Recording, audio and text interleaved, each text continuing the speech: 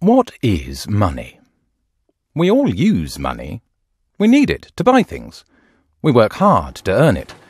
We save it for retirement or a rainy day. We all rely on money. So why don't we know how money works? Why is there sometimes too much of it, making us believe that the good times will never end? Where did all that money come from? And why is there suddenly not enough money around? Why are people struggling to pay their bills? Where did all that money go? The surprising fact is that most of the money in the UK is created by banks. Like a magician, banks make the money appear, seemingly out of nothing, whenever they make loans. But this money is not what it seems. This money is credit and is temporarily on loan from the banks. We use it as money. We believe that it is money. But because it is credit, at some point in the future it has to be paid back. And when it is paid back, it disappears. This is not a trick. This is how almost all of our money is created and destroyed. So how dependable is this bank-created money that we all rely on? Well, banks make their profits by charging interest on loans. So as long as they're confident in the economy, they want to lend as much as possible. More loans and mortgages means that more money is created, and before you know it, house prices go through the roof. But if they make too many loans, the debt burden becomes too large, so people can't afford to pay them back. So then the banks stop lending, and suddenly there's not enough money. Businesses go bust, people lose their jobs, and houses are repossessed. This is what caused the financial crisis, and fundamentally nothing has changed since then.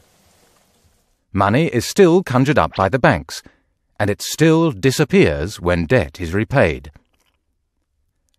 Until we change this, we'll never have a stable economy, safe jobs, or affordable housing. But it doesn't have to be this way. Positive Money is campaigning to change the way money is created, and we need you to get involved.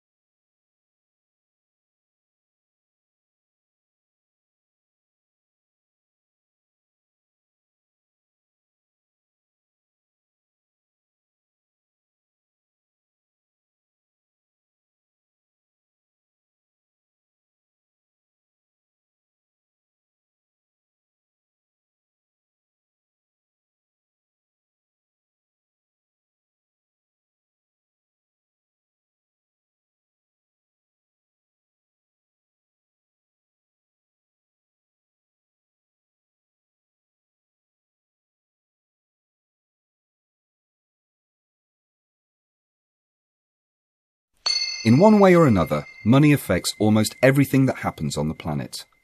If we want to deal with the big social, economic, and environmental challenges that we're facing today, changing the nature of the money we use is where we have to start. Right now, we have a problem. More than 97% of all the money in our economy is created by banks when they make loans. Most of this money goes into house price bubbles and gambling on financial markets. This has led to ever-widening inequality, the highest personal debt in history, and house prices that very few people can afford, before even mentioning the financial crisis. But 3 simple changes to the way that money and banking works could make a huge difference. These 3 changes would give us a more stable economy, with more jobs, less personal and government debt, and a solid footing to begin tackling the environmental crisis. So, what do we need to do? Firstly, we need to take the power to create money away from the banks and return it to a democratic, accountable, and transparent process. History has shown that when banks have the power to create money, they create too much in the good times, causing financial crises, and too little in the bad times, making recession and unemployment even worse. They put most of the money that they create into house price bubbles and financial speculation, and only a small amount into businesses outside the financial sector. We simply don't think that we can trust banks, who are hardwired to chase short-term profits, with something as powerful as the ability to create money. And it's not enough to regulate them. Regulators have repeatedly failed to keep banks under control. There's no reason why they should get it right this time around. But we can't trust politicians with the keys to the printing press any more than we can trust the big banks. Instead, we need a new committee that decides whether and when to create new money. This committee would need to be accountable to Parliament and sheltered from vested interests. They would ensure the right amount of money is created, not enough to cause bubbles in a financial crisis, but not so little that it causes a recession. Secondly, we want to see money created free of debt. Right now, banks create money when they make loans, which means that for every pound in your bank account, someone else must be a pound in debt. It means that almost all the money in the economy is effectively on loan from the banks, and we have to pay interest on nearly every pound that exists. If we try to pay down our debts, money disappears from the economy, making it harder for others to repay their own debt. Instead of letting banks create our money, the state could create it, free of debt. And instead of lending money into the economy through mortgages and loans, it could be spent into the economy. This means that new debt-free money would stimulate the real economy, create jobs, and make it possible for ordinary people to start paying down their debts. Finally, we want to see money come into the real economy before it reaches financial markets and property bubbles. If newly created money was used to fund public spending or cut taxes for ordinary people, then that money would start its life in the real economy. It would create jobs and support businesses, instead of getting trapped in financial and property markets. There are real challenges facing us over the next 40 years, such as how to provide for a growing population, a changing climate, and increasingly scarce natural resources. Right now, it's impossible to solve these problems because money, which affects almost every aspect of our lives, is broken. We need to fix it and get a money system that works for society rather than against it.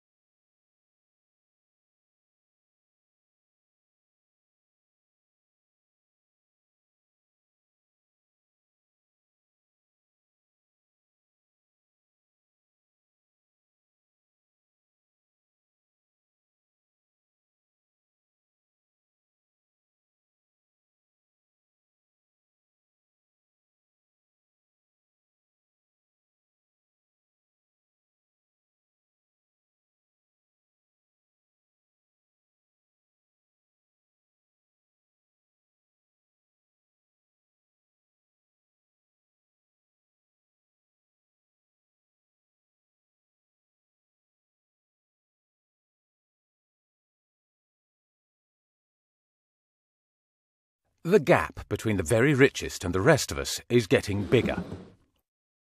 Why? A common belief is that it's good for us all if a small group of people earn an enormous amount of money. The theory is that their wealth trickles down to the rest of us. But this is a myth. In reality, money is sucked up from all of us into the pockets of a very small group of people. How does this happen? One reason is the way that money is created. Right now, almost all of the money in our economy is created by banks when they make loans. Now, most people assume that when banks make loans, they're lending out someone else's savings. But they're not. Instead, when somebody takes out a loan, banks create new money electronically by typing numbers into their account. 97% of all the money in our economy is created in this way, as people take out loans from banks. The more loans people take, the more debt there is, and the more money there is. The shocking fact is, if nobody went into debt, there would be almost no money in the economy. Our economy depends on the electronic money created by banks. But because the money is created when people borrow, someone, somewhere, has to pay interest on every pound created. In effect, we are renting the money we need to run our economy from the banks. This means that in the UK alone, together we pay the banks £192 million in interest every single day. And because the debt is held mostly by the bottom 90% and wealth mostly by the top 10%, paying this interest transfers money from the bottom 90% of the population to the very top 10%. It sucks wealth and income from the rest of us up to the very lucky few. So as long as we have to rent the money we use from the banks that create it, we'll have to keep paying this huge interest bill, and the gap between the richest and the rest of us will keep increasing.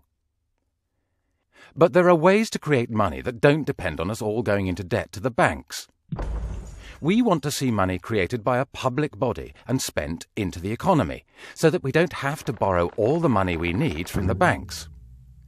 This would lead to less debt and stop the gap between the richest and the rest of us getting even bigger.